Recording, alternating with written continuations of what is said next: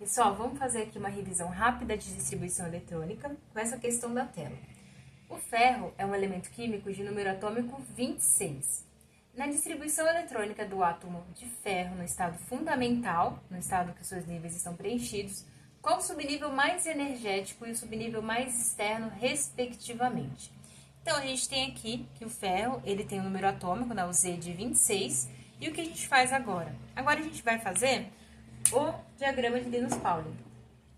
Primeira coisa, a gente sabe que são 7 níveis, né? Então, a gente coloca aqui 1, 2, 3, 4, 5, 6, 7 níveis. E aí, eu tinha comentado, né, que todos esses primeiros aqui vai ter do S2, que é aquela frasezinha que a gente fez na aula, que é sapos preferem dançar frevo, então a gente começa com o S, né? E ele, limite máximo aqui, são 2 elétrons máximos na camada S, no subnível S, né? E agora, como é que a gente faz, né? Eu tinha comentado em aula que depois que a gente já fez esses 7 níveis, o resto é como se fosse um espelho ignorando esse 1S2. Então, eu vou ter aqui, na camada do 2, eu vou ter 2S2 e 2P6, que é o próximo subnível, né? SP. E aí, o P são 6 elétrons que cabem no máximo aqui.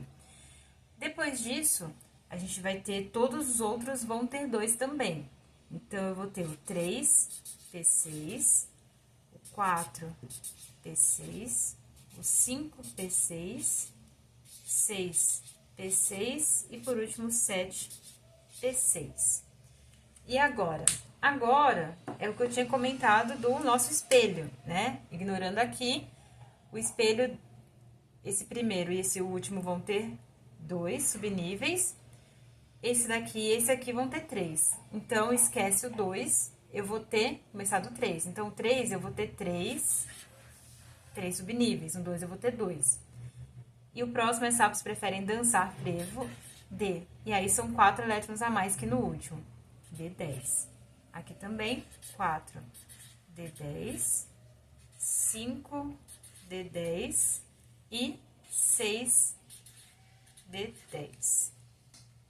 Porque, se a gente for reparar aqui, ó, espelho, 2, 2, aqui 2, 2, aqui eu tenho 3, aqui eu tenho 3. E aí, continuando nessa ideia do espelho, como é que fica aqui? Aqui eu tenho 2, aqui eu tenho 2, aqui eu tenho 3, aqui eu tenho 3, aí eu vou aumentar, aqui eu vou ter 4 e aqui eu também vou ter 4. Então, eu só vou aumentar nessa última etapa, nesses 2 aqui. Sapos preferem dançar frevo, a último subnível é o F. Então, eu vou ter 4, F, 14, aumentou 4 daqui pra cá, vai aumentando de 4 em 4. E 5F, 14. Montamos, então, o nosso diagrama de Pauling. E o que a gente vai fazer agora? Fazer nossas setinhas, né? Pra gente saber a direção que vai aqui. Então, sempre nessa direção.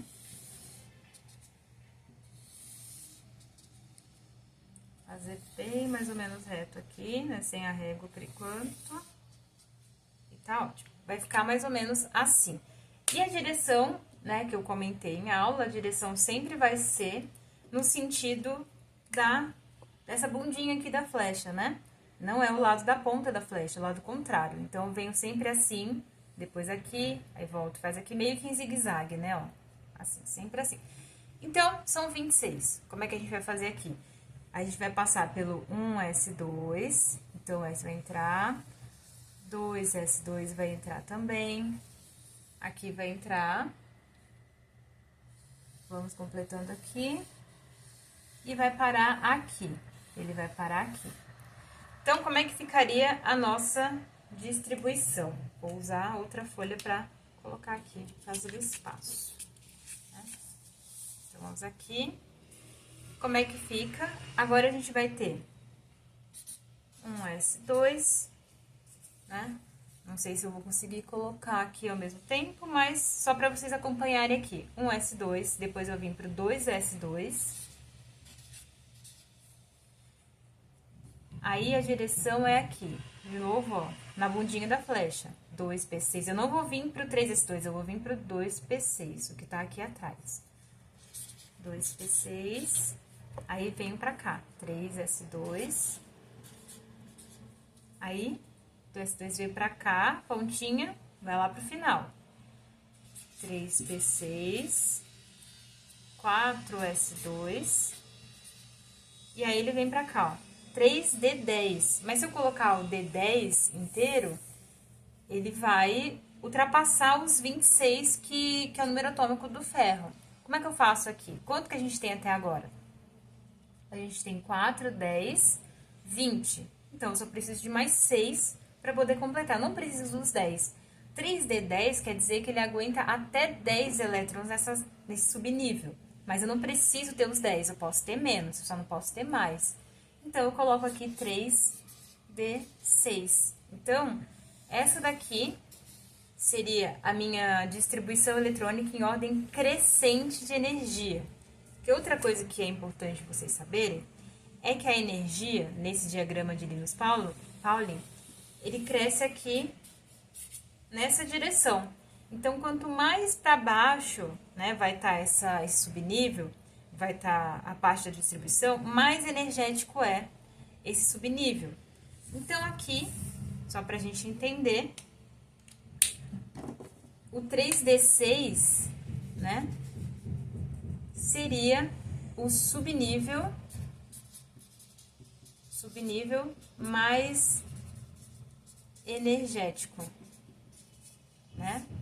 É o subnível que tem mais energia, né? Por causa dessa distribuição aqui, a energia cresce dessa forma, né? Aqui no diagrama, ela vai crescendo, quanto mais para baixo eu vou, quanto mais camadas eu vou atingindo, maior a energia vai ser essa última camada da distribuição, que ela é em ordem crescente de energia. Então, 3D6 é o meu subnível mais energético, né? Por enquanto, a gente está entre a opção B e a D, da questão lá que eu tinha colocado no início. Mas, ele também pergunta o subnível mais externo. O subnível mais externo não é o 3D6. Por quê? Vamos imaginar aqui que a gente tem, né, o núcleo aqui certinho, beleza. E o que são esses subníveis, né? Esses subníveis, eles vão representar, subníveis no caso não, no caso esses números que estão aqui, os principais, né? Que a gente chama de número quântico principal, o 1, 2, o 3 e o 4, eles representam as camadas. Nesse daqui a gente tem, por exemplo, 4 camadas. Então, 1, 2, 3, acho que eu fiz muito grande, mas vai caber aqui, 4. Então, a gente tem 4 camadas nesse átomo, né? E como é que a gente entende aqui um pouco mais? Esse aqui, A1, por exemplo, ele fala, ó, a camada 1, no subnível S, eu tenho 2 elétrons, tá bom? A camada 1, no caso, ela é a mais interna, é a que está mais perto do núcleo. Então, eu vou colocar aqui meu elétron nela. Então, eu tenho 2. Agora, eu vou aqui para minha camada 2. Minha segunda camada é essa daqui. Quem que está na camada 2? São esses dois aqui. Então, quantos elétrons eu tenho nessa segunda camada? 6 mais 2, eu vou ter 8. Então, 1, 2, 3, 4, 6, 7, 8. Ótimo. E na camada 3? Na camada 3, eu vou ter esse e esse aqui, que é o subnível mais energético, né? Então, quantos elétrons eu vou ter na camada 3? Eu vou ter 12, 14, né? Tá, desenhar bem rapidinho aqui. 5, 6, 7, 8, 9. Então, e na última camada? A última camada, eu vou ter, que é essa camada 4, 2 elétrons. Então, o subnível mais energético vai ser sempre o último quando a gente faz essa distribuição aqui, né, do diagrama. Distribuição eletrônica normal, que a gente vai fazer nessa ordem aqui, né, do zigue-zague. eu faço desse jeito aqui mesmo, e essa última é sempre o subnível mais energético, mas ele não é o meu subnível mais externo. Porque quando eu faço esse desenho, quando eu entendo que, né, eu vou ter as camadas, a primeira camada é a mais interna, aí a segunda vai vindo para cá, a terceira e quarta camada. A minha camada mais externa, quem seria? A camada que fica mais para fora, que é a minha camada de valência, que é onde vai tirar ou colocar elétrons quando eu tenho uma ligação química. É essa camada aqui, que seria então a quarta camada.